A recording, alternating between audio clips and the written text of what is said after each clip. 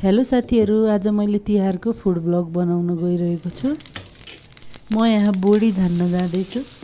त्यसको लागि पहिला कराईमा तेल तताएर जिरा पड्काउने अनि प्याज हाल्ने।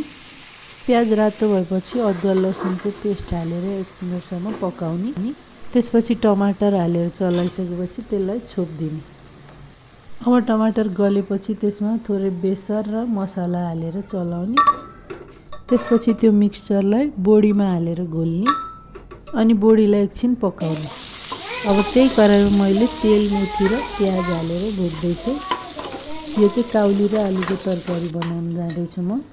पनि प्याज रातो भएपछि मैले 1 चम्चा अदुवा लसुनको पेस्ट राखेर एकछिन पकाएको छु त्यसलाई।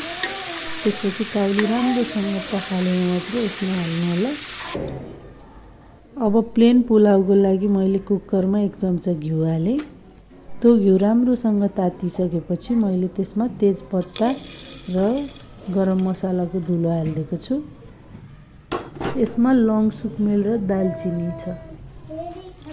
त्यसपछि मैले चामल हालेर त्यसलाई हल्का भुटेको छु। यसमा अरु केही हाल्नु पर्दैन। यो चाहिँ प्लेन खालको पुलाव हो। बनाउँदा पनि सजिलो छ यो अनि खाँदा पनि एकदमै मिठो हुन्छ।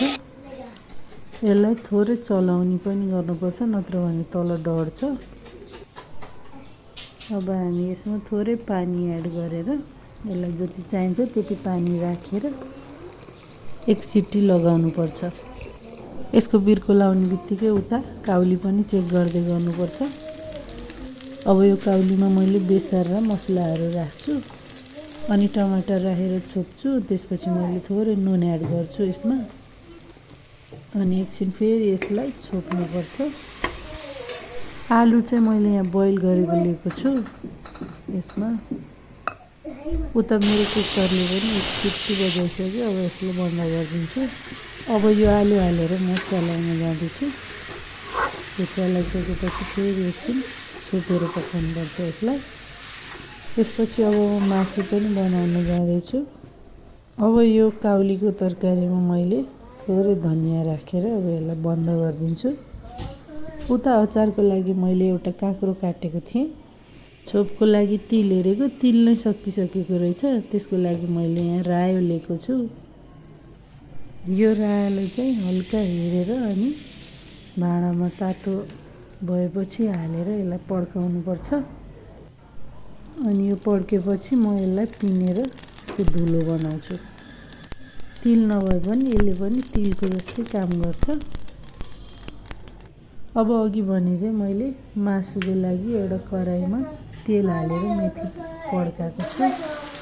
मासु हेरेर यसलाई एकछिन यतिकै चलाएर छोड्दिने। उता अचारमा मैले खुर्सानी र 2-4 वटा उसिनेको आलु राखेर त्यसलाई तेलले उमालिदिएको छु।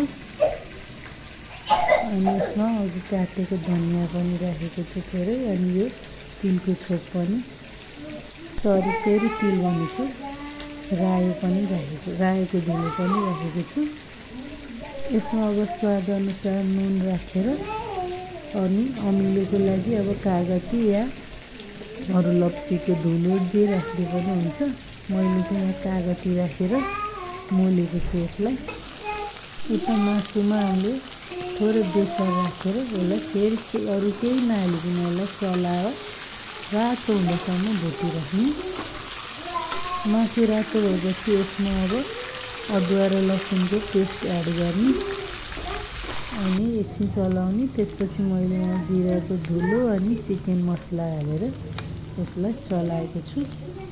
यो मासुको रेसिपी एकदम सिम्पल छ। यो खाँदाखेरि चाहिँ रोस्ट जस्तै हुन्छ। अब यसमा थोरै नुन पनि हालेको छु मैले। अरू यसमा अब केही हाल्नु पर्दैन। यो टेस्टी पनि हुन्छ र यसमा धेरै तेल पनि खेर जाँदैन। अब हेर्दा यो रोस्ट जस्तै देखेको छ। अब पुरै रातो भएपछि मैले यसको ग्यास निभाएको छु। ल, मेरो खाना त अब रेडी भयो। हजुरहरूलाई कस्तो लाग्यो कमेन्ट गरिदिनु होला। बाई।